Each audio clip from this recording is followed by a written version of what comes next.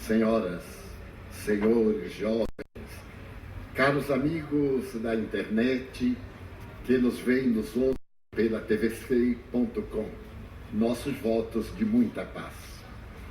Nas expectativas que diziam respeito ao ano 2000, como sendo o ano das bem-aventuranças, o início de uma nova era, a Unesco resolveu formular uma proposta para que acabasse a guerra no mundo.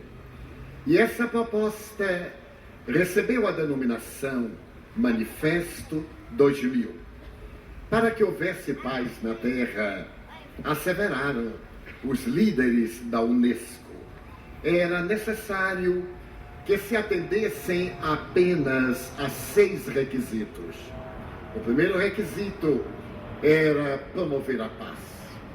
Parece uma coisa muito simples, e no entanto, é um grande desafio, porque nós somos animais que herdamos o instinto agressivo em nome da nossa defesa, para a preservação da nossa vida.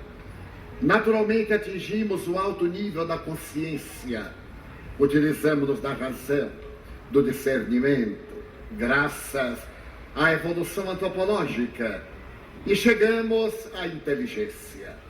No entanto, toda vez que algo nos desagrada ou nos desconcerta, é o instinto que vem a fluxo e que faz que nós reajamos com violência. Toda forma de reação que tem o caráter do instinto é agressiva, é covarde, porque procura eliminar o outro, aquele que é tido como o agressor. Então, preservar a paz, segundo a proposta da Unesco, é um grande desafio. Para preservá-la, é necessário que estejamos em paz, para não permitirmos que os maus, que os vândalos, que os provocadores roubem a nossa tranquilidade.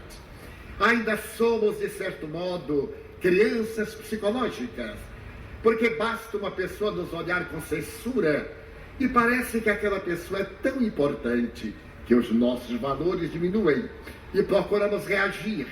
Na hora quando adquirirmos a certeza de que a nossa paz interior é semelhante a uma luz mantida pelo combustível do amor, o mal dos maus não nos fará mal.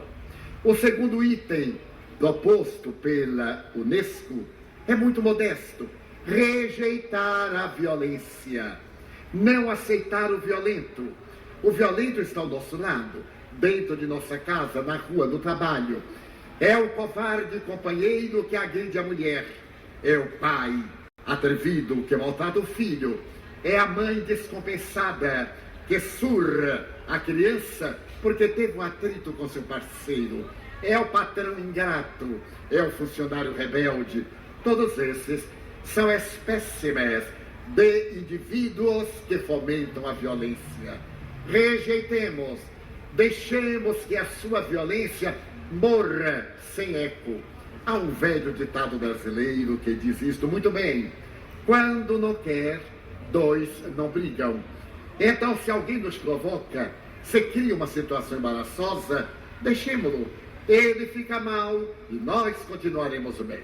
O terceiro item é ser generoso. Com a generosidade, a pouco e pouco, vem desaparecendo da nossa escala de valores. Se uma pessoa é generosa, logo aparecem os astutos que querem explorá-la. Como se diz aqui, nós damos a mão à pessoa que é o pé. Se damos o pé, que é a pessoa inteira. Porque não se sabe ainda respeitar a generosidade.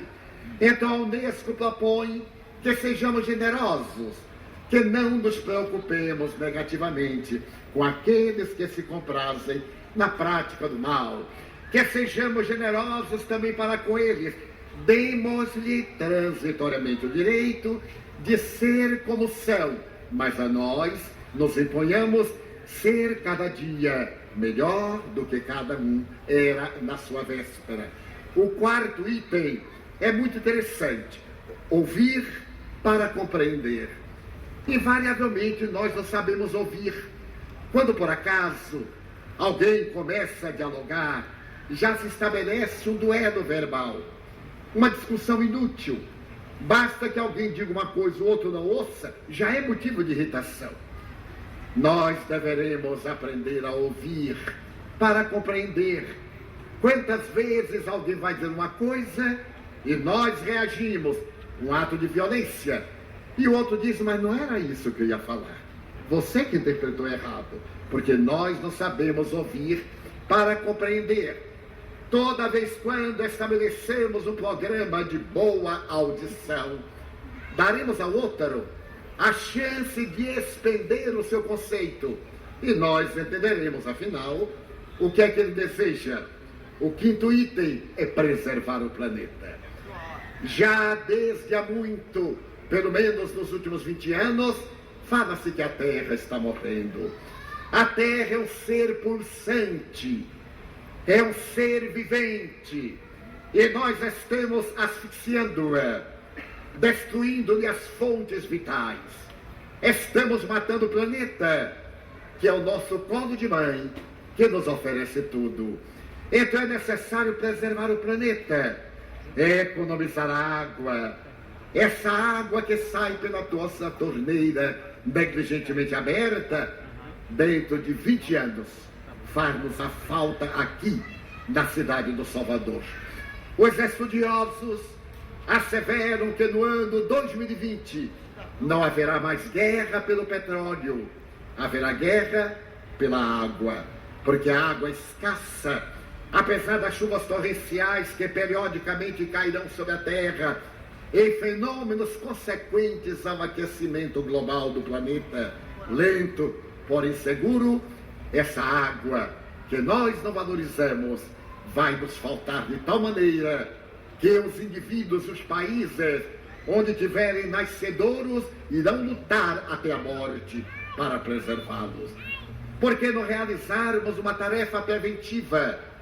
Por que não começarmos a respeitar o planeta? Por que não diminuirmos o lixo?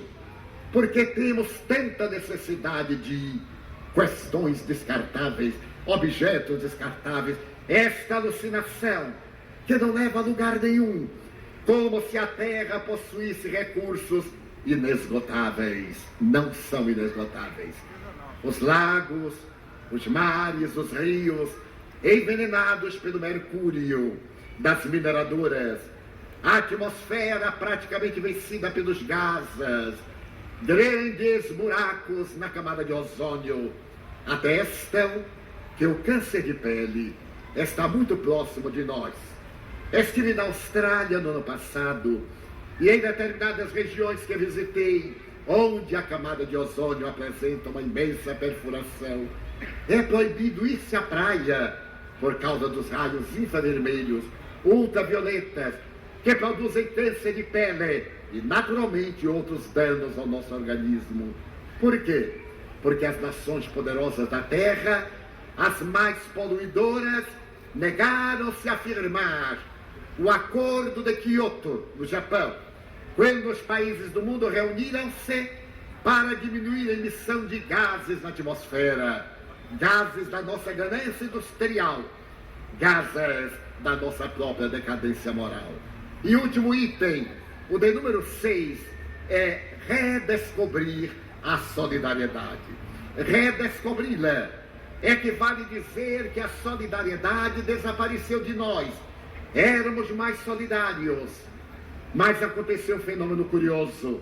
À medida que a população da Terra aumentou, nós deixamos de ser solidários e tornamos-nos solitários.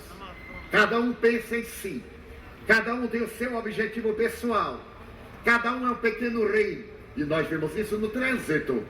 Cada condutor do veículo é o dono da rua, ele faz ultrapassagens, ele avança o sinal, mas ele não admite que ninguém venha competir com ele. É necessário redescobrir a solidariedade. É tão fácil ser solidário, ceder um lugar a alguém, de estender a mão, sorrir, apresentar uma gentileza.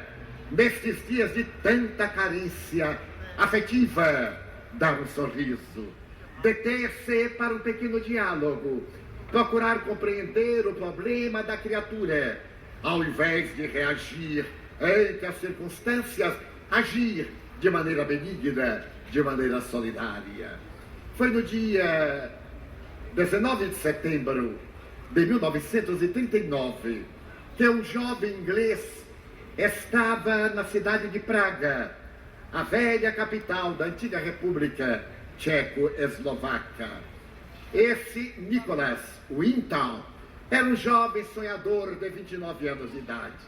A guerra, a terrível Segunda Guerra eclodira, e ele percebeu que a República Tcheca havia sido recentemente invadida, mas o nazismo ainda não se havia estabelecido em totum. E ele notou uma psicosfera, uma atmosfera mental profundamente perturbadora, principalmente entre os judeus. Os judeus temiam o nazismo, porque sabiam dos planos de Hitler para a chamada solução final, a acabar com todos os judeus da Europa, através dos hediondos crimes que resultaram no Holocausto.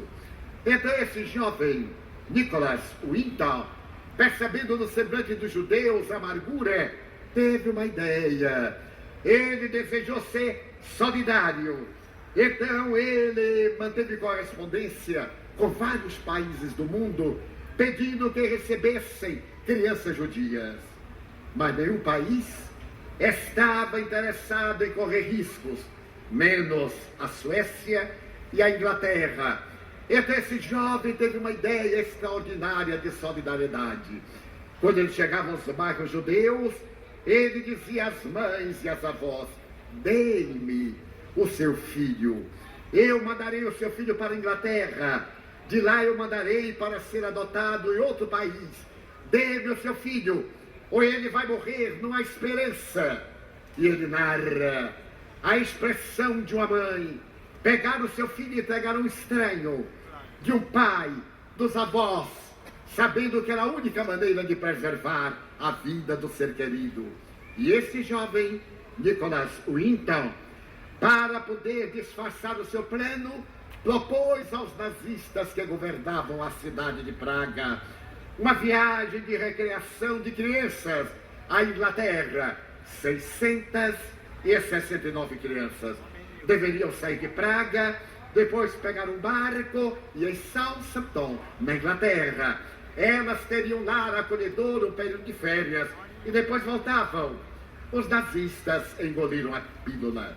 Ele viajou à Inglaterra e recebeu as 669 crianças, encaminhou-as a lares ingleses, escoceses, irlandeses, suecos, e planejou ainda trazer mais 250 crianças que o barco não tinha condições de levar na primeira viagem. Resultou que nesse ínterim o nazismo implantou-se no coração da República Tchecoslovaca e aquelas 200 crianças morreram nos campos de gás.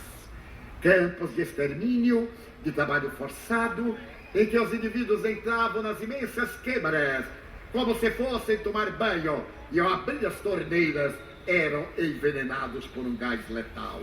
Depois seus corpos, como se fossem coisas, eram atirados aos fornos crematórios. Esse homem manteve silêncio sobre esse gesto. E no ano passado, em uma grande rede de televisão da Inglaterra, um homem de 97 anos estava sentado no auditório, um auditório imenso, estava superlotado, quando a entrevistadora, a responsável pelo programa, pediu: "Sr. Winton, por favor, ponha-se de pé." Aquele homem quase centenário pôs-se de pé e ela disse: "Olhe à volta." Ele olhou, eram rostos estranhos, ele não identificava ninguém. Então ela disse: "O senhor sabe quem são?" Não tenho a menor ideia." "São aqueles a quem o senhor salvou naquele memorável dia de setembro de 1939. Cresceram, casaram-se. Aqui estão eles, suas famílias, seus filhos, seus netos." Então o auditório explodiu numa salva de palmas. E aquele homem notável chorou suavemente. O seu sacrifício, correr o risco de salvar vidas, havia recebido uma grande compensação. Mas como é que descobriram? Ele voltou a Londres, apagou-se no anonimato, porque o bem não deve ser trombeteado, embora deva ser divulgado, para servir de estímulo a outras pessoas. E depois de casado vários anos, certo dia sua mulher subiu ao sótão da casa, em uma cidade do interior inglês, e observando um velho baú, teve a curiosidade de olhar o que havia dentro. E foi tomada de espanto. Centenas, milhares de cartas, de fotografias. Tudo aquilo eram os tesouros daqueles a quem este homem notável, Nicholas Winton, havia salvado antes que os nazistas se apoderassem das suas vidas. Ela então perguntou-lhe, mas como pôde fazer silêncio? E ele respondeu, eu nunca me perdoei por aquelas 250 crianças que morreram. Ele não tem chegado em tempo, ele não tem podido salvá-las. Então, para que trombetear? E quando uma rede de televisão aqui do Brasil foi perguntado o que ele achava de ser herói, ele meneou a cabeça e disse com lágrimas nos olhos, mas qual é o heroísmo? Ajudar alguém a ter a sua vida salva? Não é heroísmo, é solidariedade. Então a solidariedade é um dos itens desse propósito notável da Unesco. No mesmo ano 2000, no mês de agosto, na ONU, houve um summit, um encontro de religiosos do mundo, 74 países. Ali estavam as representações das religiões majoritárias, como também as religiões do Brasil, silvícolas, as religiões da Cordilheira dos Andes e também os espíritas.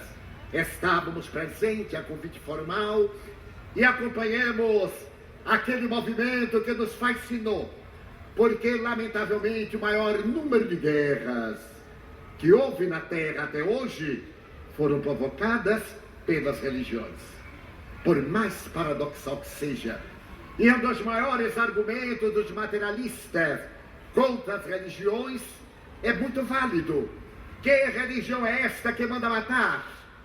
Como é possível que religiosos que dizem que creem em Deus, todas preconizando o amor, matam-se como cães ferozes e hidrófugos? Então, as guerras de religião deveriam cessar a partir de 2000.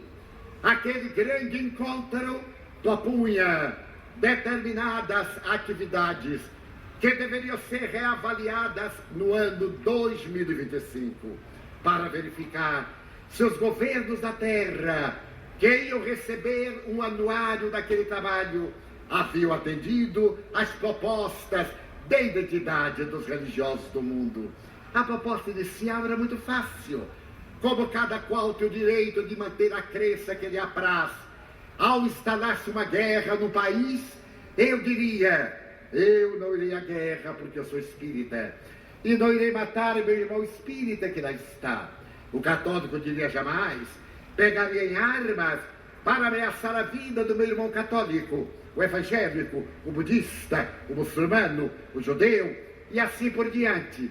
Era uma coisa simples, não haveria governo, por mais impetuoso e ditatorial que fosse, capaz de poder exigir que o irmão fosse matar seu irmão. Como disse Madre Teresa, e o nosso querido Massuma aqui repetiu, uma nação, uma sociedade que permite que se mate uma criança indefesa, como pode falar nada contra o crime? Era a proposta da ONU, mas logo depois veio o 11 de setembro, que tem embutido no seu propósito político o fanatismo religioso. Ainda estamos sob o impacto do 11 de setembro na Índia. Há poucos dias, quando os hotéis, principalmente o Taj Mahal, em Mumbai, a antiga Bombay, foi visitado por fanáticos que saíram de barcas que chegaram do mar e adentraram-se disparando metralhadoras pelo prazer de matar insanamente, pelo seu Deus, pela certeza de que vai ganhar o reino dos céus depois do homicídio de crianças, de mulheres indefesas, de doentes, de idosos, em um fanatismo covarde, em nome de um Deus de natureza política. Então, o maior número de guerras da terra é o número de religiosos. É necessário um basta, e foi o que aquela organização propôs. Não pode haver nada mais belo do que o jardim, disse uma representante do hinduísmo. Mas a beleza do jardim não está em apresentar apenas uma tonalidade de flor, desde a variedade da grama, das plantas com o verde especial de cada espécie, até as flores variadas, coloridas, especiais, formando um arquipélago maravilhoso, como se fora as mãos de Deus, colocando seu autógrafo naquele pedaço de terra.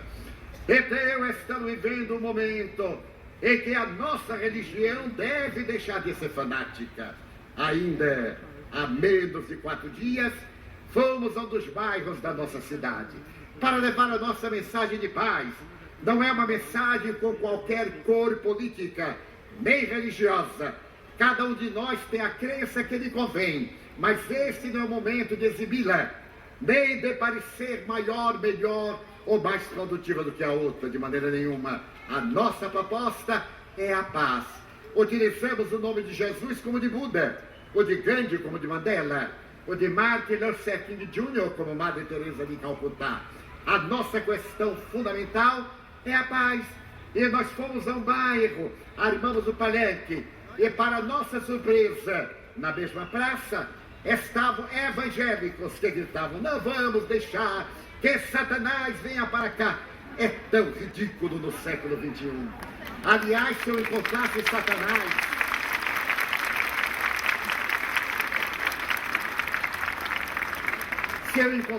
Satanás, que é muito mais proclamado do que Deus em alguns programas de televisão, eu gostaria de apertar-lhe a mão pela eficiência com que ele arrebata as pessoas. A mim me fascina esse poder de Satanás, que nem Deus tem.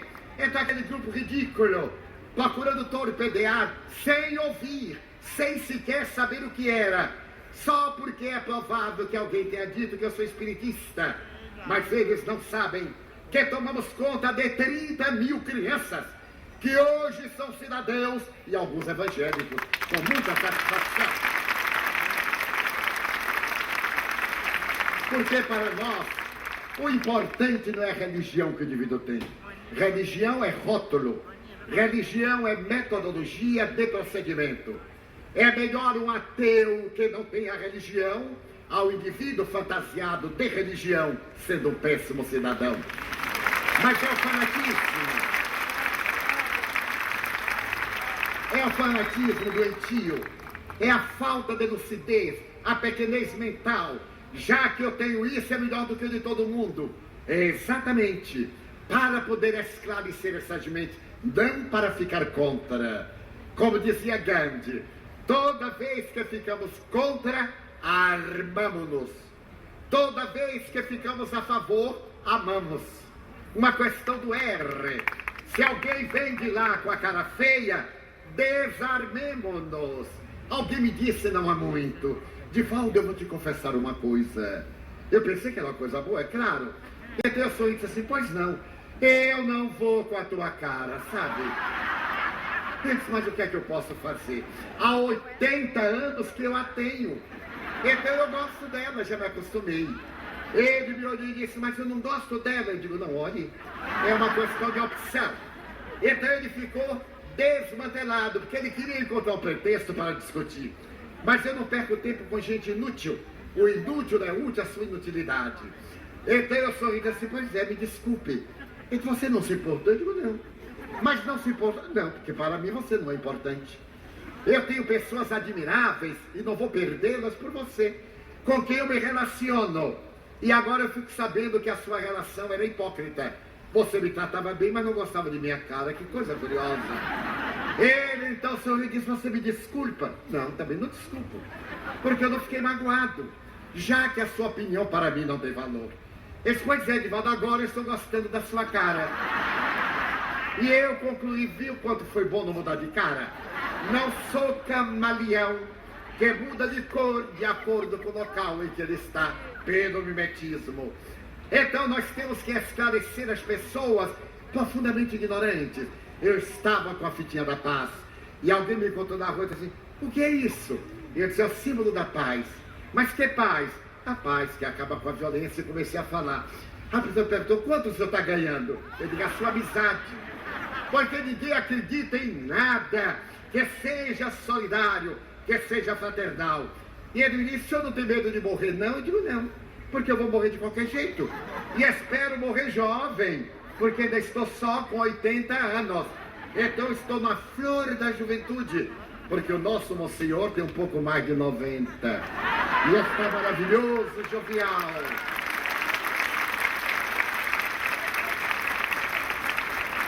Então é necessário que nos recordemos aqui do mártir americano, Martin Luther King Jr., que teve esta frase extraordinária: o ser humano aprendeu a voar com os pássaros, a nadar com os peixes, mas não aprendeu a ser irmão do seu irmão. A nossa proposta nesse movimento Você e a Paz, na 11ª edição, é para nós aprendermos a ser irmãos. Irmão do inimigo, irmão do amigo, irmão do opositor. Ele tem o direito de pensar diferente de nós. Afinal de contas, cada qual tem o seu nível de evolução e deve estagiar num patamar de consciência psicológica.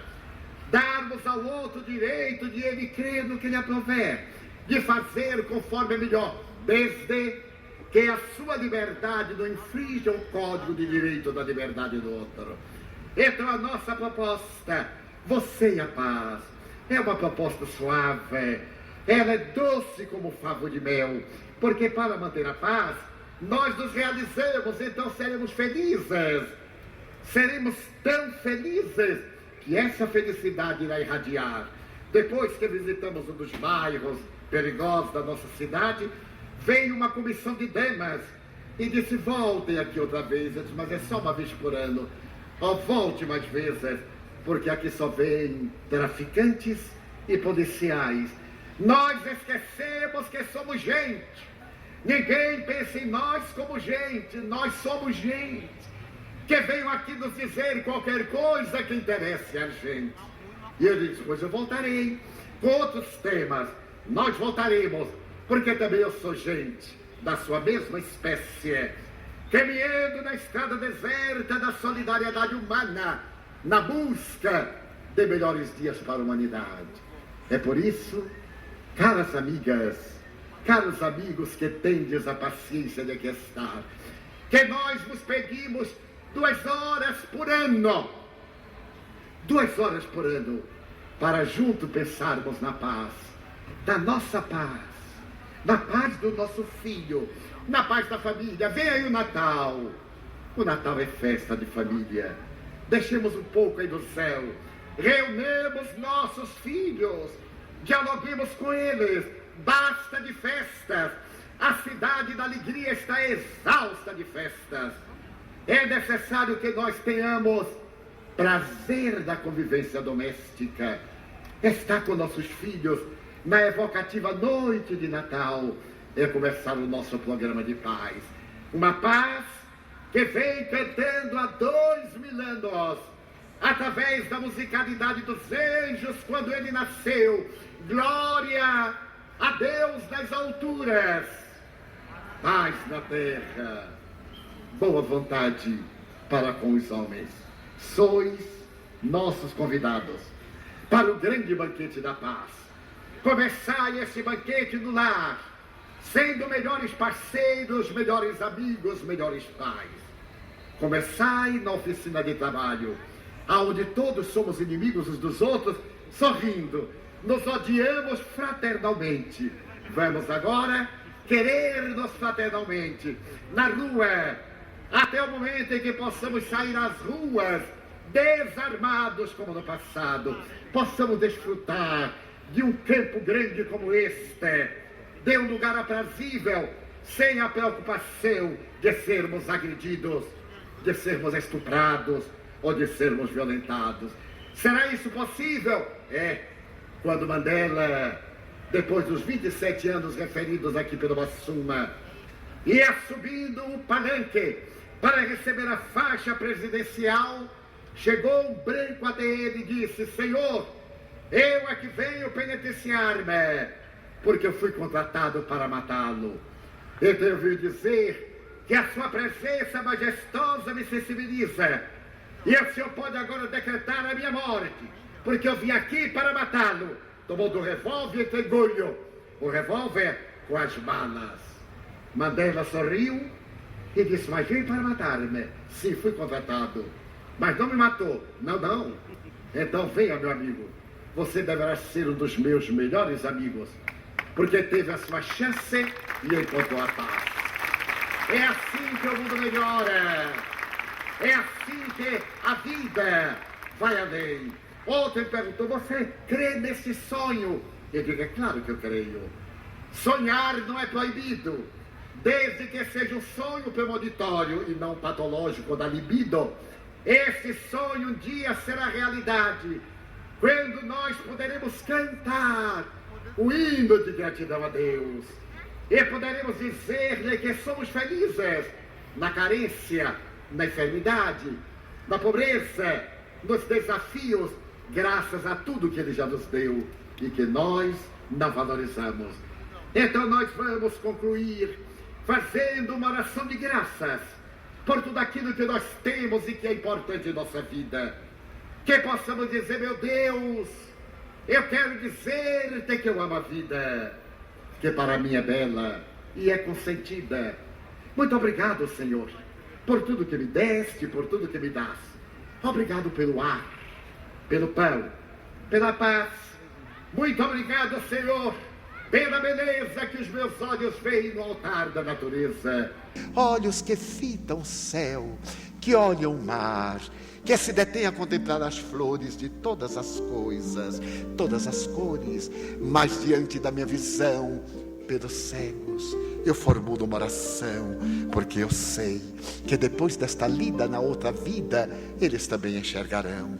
Muito obrigado pelos ouvidos meus, que me foram dados por Deus, ouvidos que ouvem o tamborilar da chuva no terreiro, a melodia do vento nos ramos do olmeiro, as lágrimas que vertem pelos olhos do mundo inteiro, ouvidos que ouvem a música do povo que desce do morro na praça cantar, a melodia dos imortais.